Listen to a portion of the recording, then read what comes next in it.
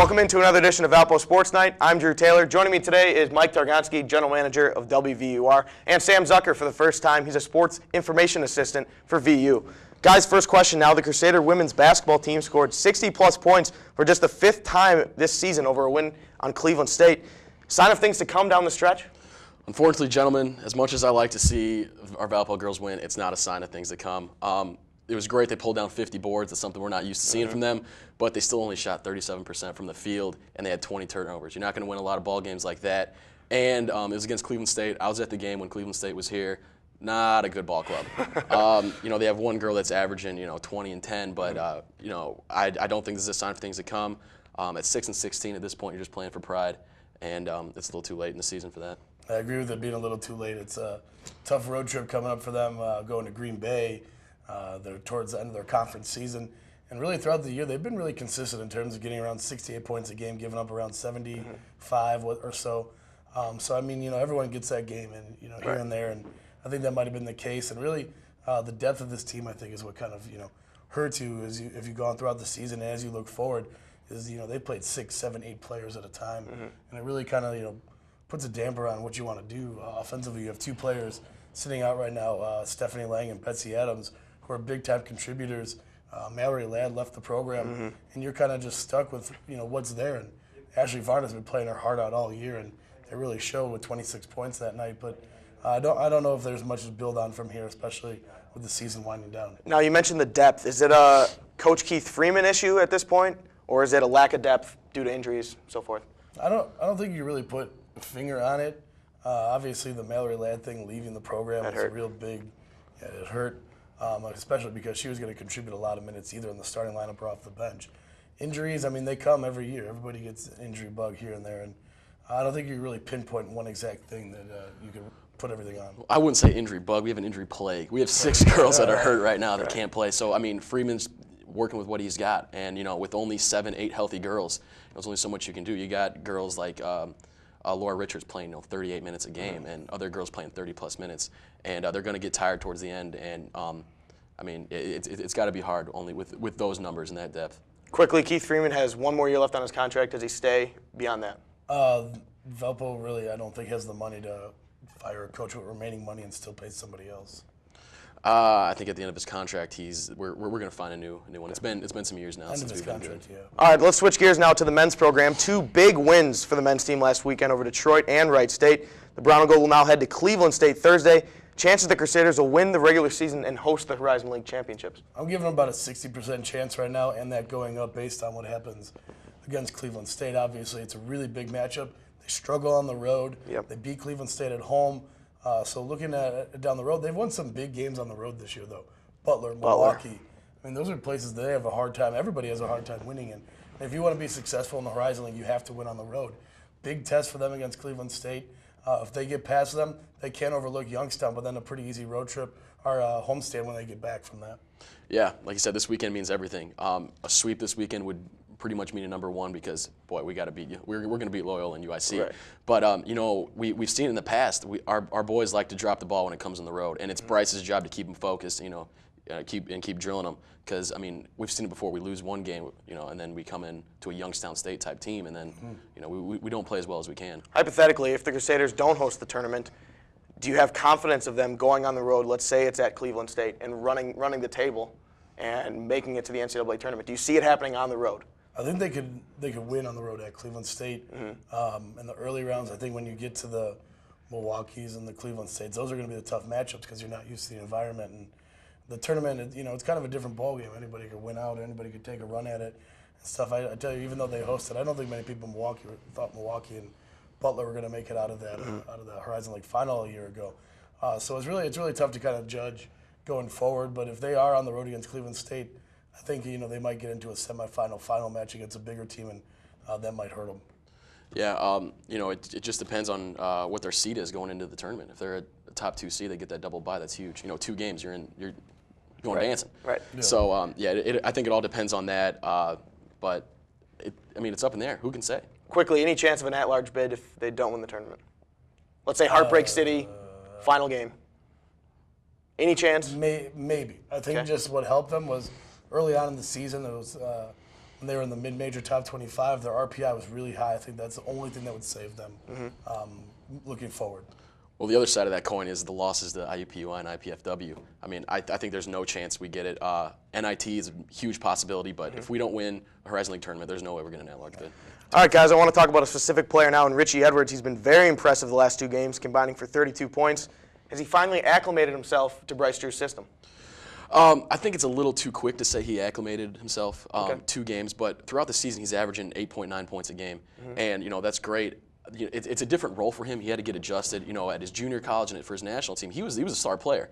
He was the go-to guy. Here, not so much. He's a role player, sixth man, 7th man off the bench, and but I think if he keeps this up, he's going to do great things for Bryce's program. I think 16 points a game the last 2 games. He's came up with a lot of big defensive plays, particularly against Detroit on some breakaway chances, getting his hand in the lane, breaking up a pass, set out Valpo to run the other way. I think that the other benefactor that has really helped Richie the last couple of weeks is that all these guys are playing 18-plus minutes a game, all 8 guys that have been seeing the floor. And I think that that has to contribute to the success that they're having, as well as the success he's having. Kevin Van Vyk in the first half of the season led the Horizon League in points scored. He's fallen off a little bit, and Richie's been right there to pick up that slack. And him doing that has really picked up his confidence and has allowed him to play a little bit more aggressively in the paint. He could shoot the 3. He could go outside for him. When you win 8 out of your last 9, like the Crusaders have, it's really easy to find games, like Richie had. But I do think that he has definitely started to fit in a little bit more, understand his role, because you talked about being a star player. I think he was trying to get used to being the extra man coming off the bench and such. So I think that's a real big thing. And also early on, he played 3 games. They had to sit out 3 for NCAA violation.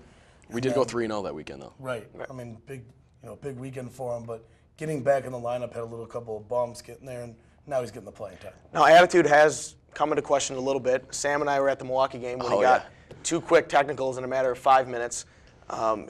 Is he harnessing that in the wrong way, or can he bring it to the table in a productive way, or is it a little bit overbearing? You got to control it. We need a guy like that. Bryce is bringing in him, I think, was big for, the team's psyche. But if it's going to get out of control and he's going to do stuff like that, it does nothing but hurt us if he's going to only play 5 minutes, get 2 T's. Right. I mean, he's got to control it, absolutely. I mean, you don't want to get that reputation of the guy that walks in with the double arm tattoos and the guy that got kicked out of a game as being, whatever, thug or whatever you want to put with it. You don't want to have that reputation going in to a game, because it could alter, the way the teams play you. Teams might be a little bit more aggressive and cause you to get into those bad situations like that. And coming down the stretch here, that's very important to keep him in the lineup, keep everybody in the lineup. You can't have that kind of stuff, cause repercussions for you. So you got to watch it, you got to control it, and I think they've taken very good care of it. He could have very easily, in the Detroit game over the weekend, there was a couple opportunities where I was kind of surprised, or Wright State, when they stepped over him and got the couple technicals. I thought for sure we were going to see something happen, but that was a good sign of things to come for that. I think it's great that he's versatile and he's that tough guy that sometimes the Crusaders have lacked over the last couple years. But my last question on him is he your 3rd scorer right now in your mind, behind Brokoff and Van Vyk, obviously, both contenders for Horizon League Player of the Year? Who's the 3rd scorer if it's not Richie Edwards? In my opinion, it's Richie Edwards, because he is, like I mentioned, so versatile. He can hit that 3 and he can drive better than anybody else in this Crusader lineup. If you would have asked me a month ago, I would have said Jay Harris. But now, today, I do think that Richie Edwards is that 3rd scorer. His average isn't up there, but, like we said, he kind of had that slow start. But now I definitely think he's that 3rd scorer off the bench. Okay. Early on, I would have said Kevin, just because it was pretty easy to dump the ball down to him, and every opportunity that he has, he gets to the free throw line. Right. I'm including him in the 1st and 2nd. Oh, you did? Rounds. Yeah, okay. Him and Van Vyk, or him and Brokoff. So after that, then I probably would have said Harris as well. And for right now, I think I'm probably going to stick with Jay Harris. Okay. He hasn't been hot of late, but big-time comebacks against Detroit and Milwaukee, you could count on him to get those threes, those drives in the lane, those kicks outs. He does lose the ball a lot, which I think I get scared a little bit when he's around the timeline and almost gets the ball knocked away. But I do think that you look to Jay as to be that 3rd scorer when you start to shift in the next line of guys. But see, he's kind of streaky. Does that worry you guys? He'll get 18 points, and then the next game he'll get 0 or 4. But when Richie Edwards is going to get that solid 8 to 12 every single game. It does worry me too. But I think about late in the game situation. First off, Jay at the free throw line exceeds everybody on the team, and secondly, if you need a big shot, I think I'm a little bit more confident in Jay Harris taking a three than I am Richie Edwards. Right. The game's on the line, or drive and kick. I trust Jay a little bit more. And when Jay's hot, he's hot. Right. You know what? We know what you're going to get from Brokoff and Van Vyk. As long as either Jay Harris or Richie Edwards steps up, I think it's not a big deal. I think the Crusaders have a good chance of winning any ball game if one of those two steps up and gives you double digits. But if it's just Brokoff and Van Vyk, it's going to be tough. Hard. It's going to be tough because they're just down low presence. With the way they're going, all 8 people are scoring too while they're in Yep. the game too. It's not just everybody, racking up 20, 25, a couple guys here and there. It's everybody's pitching in. On that note, we're going to take a quick timeout. When we come back, we'll discuss Super Bowl 46. You're watching Valpo Sports Night. Stay tuned. I'm Matthew Barnard, and I'm on VUTV. I'm Vince Liuto, and I'm on VUTV. I'm Becky Venema, and I'm on VUTV. Hi, I'm Professor Powell. And I'm Lauren Whitney Gotbreath. And you're on VUTV. Hi, I'm Michael Graves, and I'm on VUTV. Hi, I'm Pastor Jim, and I'm on VUTV. We're VuVox, and we're on VUTV. I'm Logan Cohen, I'm on VUTV. Hi, I'm Veronica Heckler, and I'm on VUTV. Hey, I'm Kevin Deitch, and I'm on VUTV. I'm Brandon Spinner, and I'm on VUTV. I'm Lisa Meadows, and I'm on VUTV. We're Women's Ultimate Frisbee, and we're on VUTV. I'm Tristan Leonard, and I'm on VUTV. We're Men's Ultimate Frisbee, and we're on VUTV. Hi, my name is Nicole Graham. I'm an admission counselor here at Valpo, and I'm on VUTV. We're Air Force ROTC, and we're on VUTV. We're Mock Trial, and we're on VUTV. We're Valpo Greek Life, and we're on VUTV. I'm Rachel Bacher, and I'm on VUTV. We're Mock Trial, and we're on VUTV. We're Student Alumni Association, and we're on VUTV. We're the Acapellas, and we're on VUTV. I'm Dave Klein, and I'm on VUTV. Welcome back into Valpo Sports Night. Again, joined by Mike Targonski, General Manager, WVUR, and Sam Zucker, Sports Information Assistant for VU. Guys, now some national topics. Obviously, the Super Bowl happened last Sunday with the Giants defeating the Patriots 21-17. What was the difference in that game? I do think it's Eli Manning in the fourth quarter. This is a big fourth quarter from him. It was 17-15 going late in the game. He had a big drive to get the scoring drive there, and he's been doing it all year in the fourth. Yep. Big-time plays, been leading the NFL in terms of touchdowns and wins in the fourth and getting his team to where they need to be. And I made an analogy earlier with a couple people that you could count the fourth quarter as the part of the season, too, where he carried them in the last couple of games and got them in to be in the spot that they were in. And that's kind of how they got it when they were Super Bowl champions last time around. I really do think Eli Manning was a big difference. I mean, you could take away everything, or not take away, or look at the drops and all that stuff from New England, but I think Eli Manning put his team in a position to win and obviously took out a victory.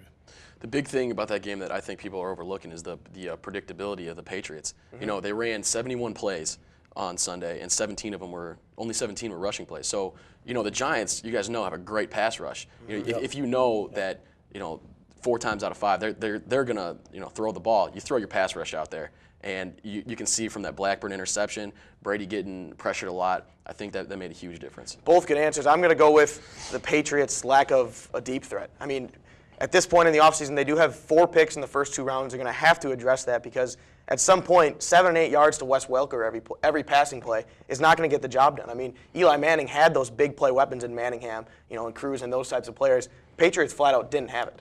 Well, I think the big thing is, what Sam said is the pass rush. And I said it on the last Sports Week I was on that I think the pass rush was going to be the difference. The way they could get to the quarterback and put pressure on Tom Brady. Did they have time to get the ball downfield? No, because you saw that the chance they tried to take down the field, they got the safety in the end zone. And Brady, trying to dump the ball off to Wes Welker and throwing an out route to Deion Branch, they dropped the ball. Gronkowski couldn't catch anything. And Brady was missing him on the back shoulders and stuff like that. That's my point. I mean, those are the kind of deficiencies that they got to fix. Right. So that's more Tom Brady than it is a deep threat. Yeah. I'm saying they got to draft up or trade up in the draft. They, like you said, they have 4 picks in the first 2 rounds. A Justin Blackman type, that'd be huge for Tom Brady. He hasn't had a deep threat. Yeah. He hasn't had a deep threat since Randy Moss. And if he has that to go along with that tight end core and Welker, I mean, he's going to be unstoppable. We'll have to see about Welker. I mean, I'm sure it's not going to happen, but he's a free agent, right? Too. So I don't see the Patriots letting him go. I don't think so. Yeah. And that's but it's something that as it goes on, that might change their opinion on that. The Patriots are a great franchise, though, and they look at things realistically from a business standpoint more than I think any other team. Yeah. If you're not going to perform, or if you're asking for too high of a price, see you later. Here's the back door. I mean, they'll let you go with no regrets. But I don't think they'll be afraid to tag Welker either. Right. No, and like we said, Welker only getting 7-8 yards a catch isn't a lot, but he gets 22 catches a year. You can't get rid of 122 catches a season. Right. His value is up there. But either way, let's talk about Eli Manning now. And I want to, after his second Super Bowl win now, where does he rank among active quarterbacks right now? He's in the elite category. I know we've thrown that around a dozen times, a million times probably this season. But no, I understand. He is, two rings, but he's not in that top tier, I don't think, of the elite quarterbacks. Okay. He's no Breeze or Brady or Peyton Manning, or as much as I hate to say it, Aaron Rodgers. That's right. Because in his career, he's been rather inconsistent. The last couple of years, in between Super Bowls, between 07 and 11, sure. They went 9-7, 8-8. He wasn't getting the job done. But I think that he just needs a mainstay receiver, like we talked about. He hasn't had a mainstay receiver, and then he'll be up there. But right now, I'm not thinking he's one of the elite quarterbacks. Okay. I personally do. I have for a long time thought Eli was one of the better quarterbacks in the NFL, and I think getting to the Super Bowl and winning it again, and the way the Giants have played, him and Top Coughlin have been in the hottest of hot seats since they both got there. Especially after Eli didn't want to play in San Diego, all that kind of stuff went on. And I think that he's really, silenced a lot of people about not only his talent, but his ability to win. And I would put him probably third right now, and behind Breeze and Rodgers in the NFL, right ahead of Brady and Matthew Stafford is the most active quarterbacks this season. Yeah. Stafford had a great year. If we want to go on and talk about in their careers, it's a different story. But this season, I would put Eli in the top 3. I like the elite category that you guys mentioned, the top 4 or 5. I don't really have too many disagreements there. But then once you get beyond them, there's a big drop. I mean, to the Jay Cutlers of the world, the Phillip Rivers, those types of quarterbacks. Talk a little bit about that. I think it all depends on the team they have around them. Jay Cutler doesn't really have the offensive line. Alex Smith, who had a great season, but he hasn't proved himself until now, so we can't really talk about that. Phillip Rivers, he likes to whine a lot. Right. And throw picks. Yeah, I think these elite quarterbacks do have a lot of pieces around them that these middle of the road guys don't have. Good point. Well, they were missing one more, Ben Roethlisberger, and then we drop off big time. Sure. You bring up all the other things, the pieces around them, or lack of development. I would say up until maybe the last year and a half, Jay Cutler hadn't developed yet, and then he didn't have anything. It's the same thing I think with Rivers early in his career, hadn't developed, and then he started to win, and then falls off. I mean, he always finds a way to lose at the end of the year. Mark Sanchez, all those kind of quarterbacks I don't think they've really developed into the elite status that we've talked about. So I think after like the first maybe 6, maybe 7, it gets it's a far gap. Kind of wrapping up the Eli conversation, how many more rings do you think he'll get? I mean, he's got probably, 10 more years in him, at least?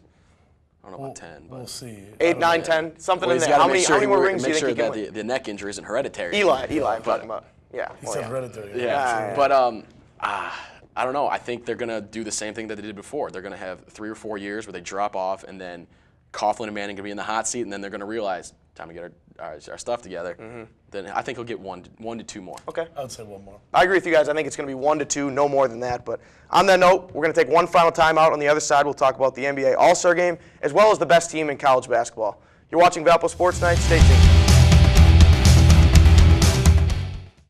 Hi, everybody. I'm Dick Vitale of ESPN, and I'm on VUTV. It's awesome, baby, with a capital A. I'm Connor Lott, and I'm on VUTV. I'm Nick Lindicky, and I'm on VUTV.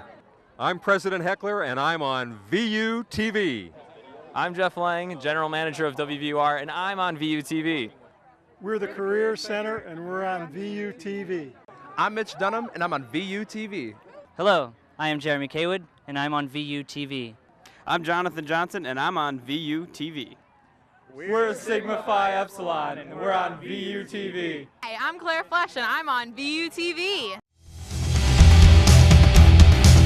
Welcome again to Valpo Sports Night for our final segment of the show, our Quick Hit section. Again, Mike and Sam here. Guys, the NBA All-Star starters were released last week. Was there anybody that got left out of the lineup that should have been in there? I think the biggest snub in the starting lineup was Joe Johnson. 18.7 points per game, 3.9 rebounds, 6.6 assists. Without Al Horford, I think he should start over Dwayne Wade, who's in there, I think, for a name. He's been missing a lot of games lately.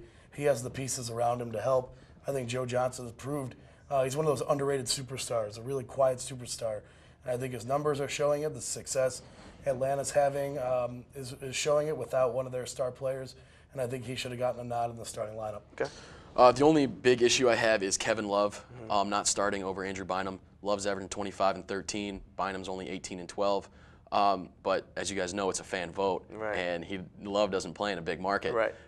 But that's my only big issue. I don't know if I agree with Carmelo starting and Wade, like you said, because they've been hurt, but I don't really know of any good replacements for him. So my big issue is Bynum starting over Kevin Love. Yeah, I think Love is the big issue for me, too. I mean, just because he plays in Minnesota doesn't mean that he should be discredited. His numbers are gaudy. I mean, he puts up a double-double every night. Right. I mean, consistency, unbelievable. The thing with the Eastern Conference lineup, I mean, that has some star power with Rose and Wade and James and Carmelo and Dwight Howard.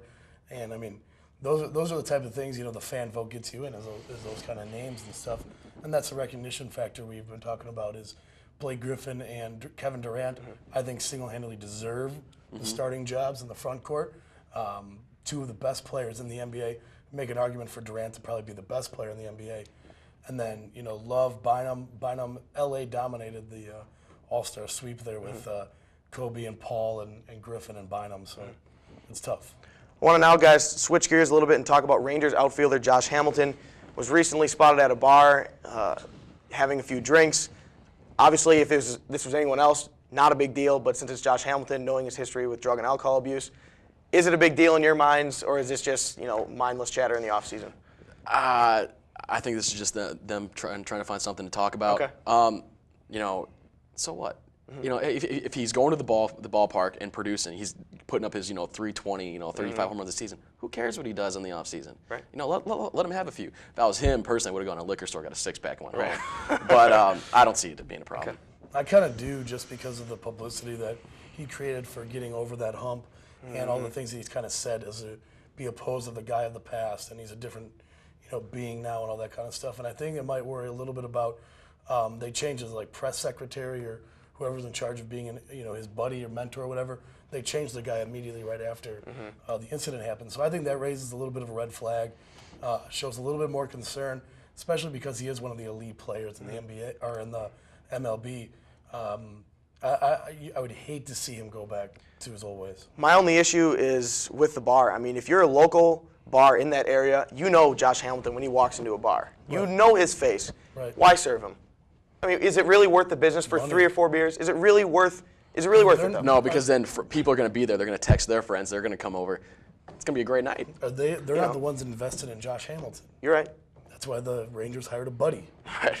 The only investment they have in Josh Hamilton is a $22 shirtsy. Right. All right, guys, switching gears now to college basketball as a whole. There's a couple top-tier teams, that being Syracuse and Kentucky. Who's your best team right now in college basketball? I go with Kentucky or Syracuse. Okay. Make that. I would say just because of some of the depth they have 3 starters with 10-plus points per game, and then one of their best bench players had just returned. I think Syracuse, just very traditional basketball program. Jim Boeheim, I think that they're a lock for one of the top seeds in any one of the regions in the NCAA tournament. So I would go with Syracuse. Great win over Georgetown, too, by the way, who are ranked 11th. Go ahead. As much as I loathe Calipari, I got to say Kentucky. Oh, you look at those front 3 guys, Davis, Lamb, Gilchrist, and then they have 7 guys that are averaging at least 9 points. So, I mean, their depth is huge. They have a lot of young guys. If they stay, which Calipari's, track record, they're not going to, but then, I mean, they're going to be good for years to come. I think it's going to be Syracuse. They have 1 loss in the Big East. I mean, the Big East is, if not the best conference in college basketball, it's in the top 3. So I'll give the edge a little bit to Syracuse. But, guys, we're going to wrap things up there. I want to thank Mike Targonski, General Manager at WVUR, and Sam Zucker for his first time Sports Information Assistant for VU. I'm Drew Taylor. I want to thank you for watching. We'll see you next time here on Valpo Sports Night.